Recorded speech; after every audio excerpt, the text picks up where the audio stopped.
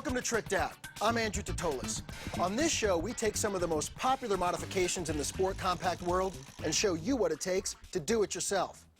Today, we're working with a 2003 Ford Focus SVT. It's a pretty cool car, and it's already seen some modifications, including a fully adjustable coilover suspension. Now, the new suspension is great. It lowers the car a bit while still maintaining stock suspension travel, and the new springs eliminate a lot of the factory body roll. But the cool thing about adjustable suspension is the adjustability. You can set it to wherever you like. But to do that, you have to get under the hood, and you even have to remove some panels in the back to get to your dampers. So most people just set it somewhere and live with it. But we're not most people. So today, we are going to add a remote dampening force controller so we can adjust the stiffness of our shocks from the comfort of the driver's seat. You love it. On a scale of 1 to 5, today's suspension upgrade rates a 3 on our intermediate scale. The toughest part is running the wires from each shock up to the dash. But if you're cool with that, you should have no problem with today's project. Now, before we get started, let's take a closer look at the project car. This 2003 Ford Focus SVT belongs to Bill Stevens. Bill's Focus grabs attention, and screaming yellow factory paint and custom graphics make sure that this SVT stands out from the pack. Inside, the upgraded seating package holds a firm grip on Bill and his passengers, while a short throw shifter makes for easy navigation through the 6-speed gearbox. Behind the 17-inch wheels, 4-wheel anti-lock disc brakes work with cross-drilled rotors to stop the beast, and a coilover suspension smooths out any rough roads the Focus may encounter. Under the hood, a short ram intake feeds the Focus's dual-stage intake manifold to ensure that the Z-Tech 4 pulls hard to its 7,200 RPM red line. This is a fine ride indeed, but no car is truly complete until it's been tricked out. It's a sweet little ride, huh? Check out a list of materials you're going to need for today's project. The electronic dampening force controller kit comes with almost everything you need for the installation. You'll also want to grab some alcohol and towels to clean the dash, a 12-volt multimeter to locate the proper wiring points, and fuses, fuse taps, and crimpers to hook up the electronics. A wire grabber tool and panel tool will help with running the wiring around the car, and your typical shop tools will handle the rest. Remember, you can get a full list of instructions and materials at our website at DIYnetwork.com. The electronic dampening force controller, or EDFC, that we're installing today is just about one of the only products of its kind. The guys over at Tain really know what they're doing when it comes to quality suspension products. So if you're interested in this remote, you might want to consider the Tains when upgrading to a coilover suspension. When you open the kit, you're going to find the controller, 4 servo motors for each damper, and all the wiring and brackets you need to get the job done. So how does it work? A shock absorber's job is to dissipate the energy absorbed by the spring, and it does this by forcing oil through a small hole in the shock body. Now, the smaller the hole, the stiffer the shock. On adjustable shocks, the hole is variable. And on most designs, you can adjust that hole by turning a knob right here on top of the damper. So what we're going to do is we're going to put this motor right here on top of the damper that does the turning for you from inside the car. It's a pretty simple install. So we're going to start with the front driver's side shock. A kit-included 8mm spanner wrench will help you remove the manual adjuster click assembly. Then, use an Allen wrench to remove the black adjustment screw underneath. Apply a bit of grease from the kit to the new gold-colored adjustment screw and thread it into the piston shaft until it's flush with the top. On the Focus, the front and rear piston shafts are different sizes, so match the appropriate motor to the front shaft. Next, apply thread locker to the piston shaft threads, slide the Allen head tip of the motor into the adjustment screw, and start threading the motor onto the shaft. Since the threads inside and outside the piston shaft are a different pitch, you'll have to walk the adjustment screw down as you tighten the motor. Hold the motor in place and turn the slotted screw on top of the motor 3 full turns clockwise. And then, gently screw the motor onto the piston shaft until it stops. Turn the top screw clockwise for 2 more revolutions and finish up by turning the motor until it's hand tight. All right, now that the motor's on, I want to do a quick little test to see if it's working properly.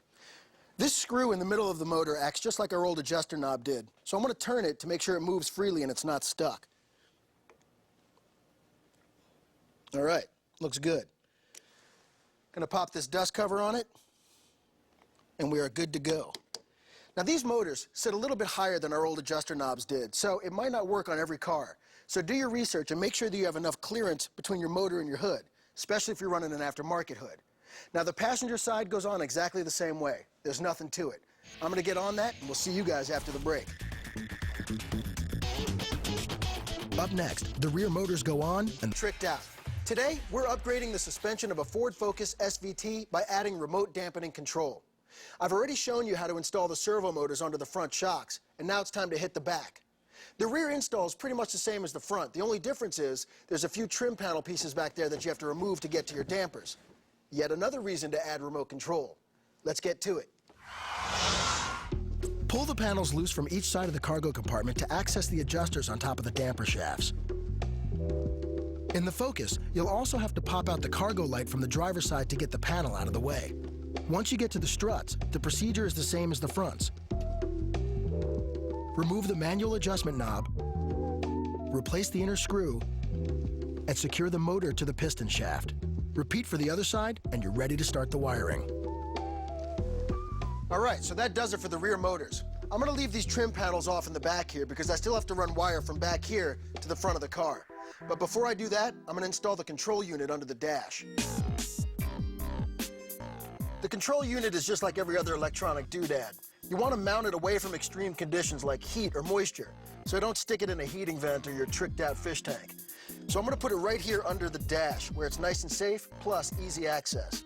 Now we can screw this into the dash or use hook and loop tape. I'm a big fan of the hook and loop tape, because if you ever sell the car, you can just rip it off. This is mine. Since the bottom of the dash is curved and the bracket is flat, you can just pop the bracket off the control panel and do a little creative bending for a good fit. Clean both surfaces thoroughly with rubbing alcohol and attach a strip of industrial-strength hook and loop tape to the bracket. Then, peel off the other backing and stick the controller to the dash in the desired position. That looks pretty cool. Now let's talk about the wiring that makes this thing work. Now the yellow wire is constant power. It holds all your memory presets in your control unit. And this gets hooked into a circuit that's always on, even when the ignition switch is off. Now the red is going to get attached to a 12-volt circuit, like the cigarette lighter, that works in conjunction with the car. When the key is off, the circuit's off. When the key is on, the circuit's on. And the green is going to get hooked into your parking lights. So at night, when you turn on your lights, the lights in your control unit are also going to come on. And the black is your ground. Now you're going to find all the circuitry you need underneath the driver's side dash. Remove the 4 bolts that hold the access panel under the steering column. Then, connect a 12-volt multimeter to a ground point and locate a fuse that shows power with the ignition key turned off.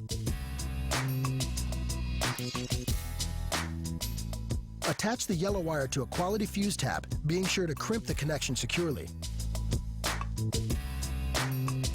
Remove the old fuse, then insert the fuses into the tap and plug the new fuse tap into the panel. Next, find a fuse that only shows power when the ignition key is on.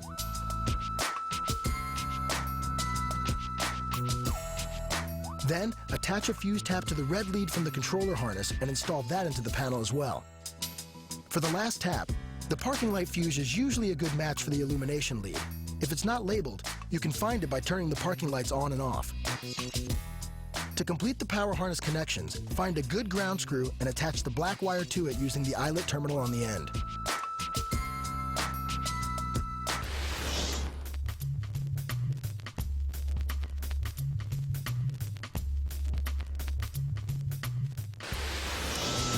Once all of the wires are connected, use wire ties to route the new harness over to the control panel. Then, tuck it away neatly and reinstall the access panel. Since we used hook and loop tape to put our controller under the dash, it's easy to pop it off and take a look at these plugs back here. It's pretty self-explanatory. Main power goes in the center, and the 2 extensions go on either side.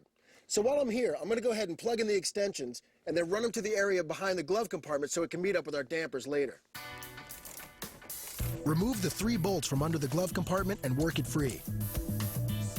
Then, route the 2 extensions together to the side panel and the control unit is ready to go. We're almost there. Stay with us, because after the break, we're going to hook up the wires from the control unit to the dampers. Back to Tricked Out. I'm Andrew Totolis. If you're just tuning in, we've been adding a remote dampening system to a Ford Focus SVT so we can control the stiffness of our suspension right from the driver's seat. I've already installed the adjustment motors on top of the dampers and put the control unit under the dash and run all the connections. Now, we have to make the connection from out here to the control unit in there. Now, on most cars, finding a grommet in the firewall is pretty simple, but apparently the SVT was designed for underwater exploration, so this is going to be no easy task. In fact, to get from our suspension out here to the control unit in there, I had to pop off the wheel so I can run the wiring through the fender well. Once the wheel is off, remove the panel screws, panel clips, and fender screws that secure the fender liner and carefully pull it out. Well, between the well and the passenger compartment out. Hold it with pliers and cut a small slit in it for the EDFC wires to pass through. A wire grabber tool will help you bring the wires through the grommet, and if you're working alone, you can use an old mechanic's trick to get it done. Once the grabber is in position, push in the plunger to open the jaws, and use vice grips to hold them open. Position the wires in between the jaws from inside the car and then hop back out to release the grip. Wrap tape around the wires to tighten the loop. Then, pull the tool with the wires back through the fender well, pulling as much slack through as possible.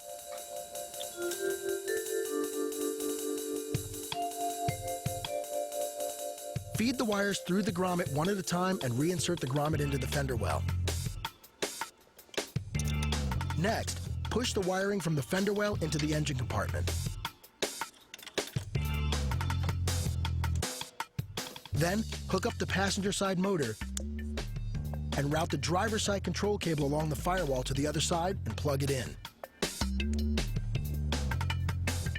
Wire tie the cables at each motor and also at the firewall for a clean install and added protection. Man, with all that hassle with the wiring in the front, the back is going to be a walk in the park. Attach one of the rear cables to the driver's side motor, being sure to leave plenty of slack at the motor end. Then, run that wire down the side of the car and under the back of the rear seat to cross over to the passenger side. Connect the other cable to the passenger side motor in the same manner and run the wires under the back seat toward the passenger side door sill. Tuck the two wires together under the rear trim panel on the passenger side and under the carpet along the door sill. Once all of the wires are routed properly, make the connections behind the glove box.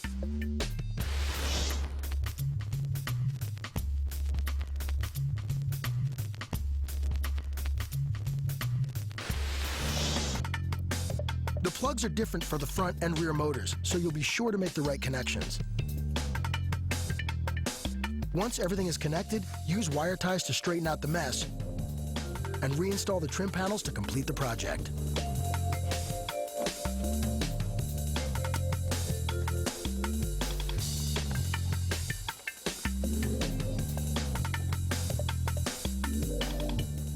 This remote suspension is going to be great, but you want to see something else cool? Check this out. The SEMA show in Las Vegas is where the automotive aftermarket industry comes to show off the latest in parts and accessories. This gigantic trade show offers everything for high-performance sport compact cars, plus lots more. The Ford Focus has been a great domestic addition to the tuner world, and the guys at Focus Sport have created a supercharger kit for the 2-liter Z-Tech engine. Now, why would you want a supercharger, you ask? The reason why you'd want the supercharger kit on your Focus is because, well, first off and foremost, power. We're adding 50% horsepower to the wheels and a little over 25% torque to the wheels. This kit comes with everything you need, including all the ducting, oil lines, engine mounts, mounting brackets, and a computer chip that talks directly to the ECU. It's a very straightforward design, and the average do-it-yourselfer can have this job completed in 7 to 8 hours. So if you want to add some hustle to your Focus in one day from start to finish, then check out this supercharger kit. All right, now that everything's hooked up, this Focus is almost ready to hit the streets. I'm going to pop this wheel back on, and after the break, we're going to try out our new remote dampers. We'll see you in a minute. Adjustable suspension rules. That's right, I said it. And it rules for the simple fact of adjustability, which gives you the option to set your car up however you like it. You can have a soft shock for when you're cruising around town or a rock-hard ride for use at the track. But if you want both, you're going to spend a lot of time tinkering around with your shocks, right? Well, not anymore. Because today, we're doing up a Ford Focus SVT with remote dampening control for its coilover suspension. That means we can control the stiffness of our shocks from inside the car. Modern technology. You gotta love it. I've already installed all the motors, the control unit, and I've run all the wiring neatly throughout the car, so the only thing left to do is to get in there, turn it on, and try it out. Turn the ignition to accessory and press the power button on the control unit. The first time you turn it on, the unit will automatically set all of the dampers at 0, the hardest setting. You can use the front and rear scroll buttons to adjust the hardness of the front and rear dampers individually on a level of 1 to 16, with 16 being the softest. And if that's not enough adjustability for you, then you can convert the control module to 32 level mode, which allows you to set the dampening at half-step increments along the way. After you determine the best settings for different driving conditions, you can save 3 of your favorites as presets for soft, medium, and hard. Pressing all 3 preset buttons at once locks the control unit to prevent accidental changes. That's really cool. Now let's run down the cost of today's project. The electronic dampening force controller kit costs $380. The only other expense is the fuses and taps for around $10. Today's total project cost, $390. We spent some cash on our SVT today, but by installing the parts ourselves, we saved about $200, and we got a great example of what you can do when you do it yourself. Now, there's one more thing to do before we close up the shop today, and that's take a look at the results.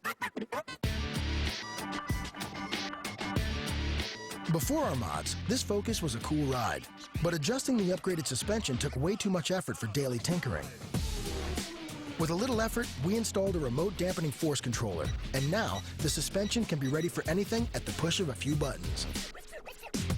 On soft settings, in the 14 to 16 range, the car rides better than stock for highway cruising. But in the 8 to 10 range, the dampers are firm enough to match rubber with track-tuned suspensions that would shake your fillings loose on a public road.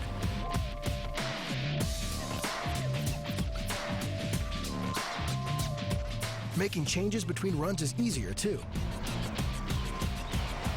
A little too much understeer? Just soften up the front shocks a notch or 2. Need to loosen up the back end a bit? Just firm up the rear. Remote dampening adjustment puts you in control. You get what you want, when you want it, for the ultimate suspension package. Remember, you can get a full list of instructions and materials for tricking out your ride at our website at DIYnetwork.com. Check it out. So, not too shabby for under $400 in a day's worth of install time. For all of us here at Tricked Out, thanks for watching. We'll see you next time.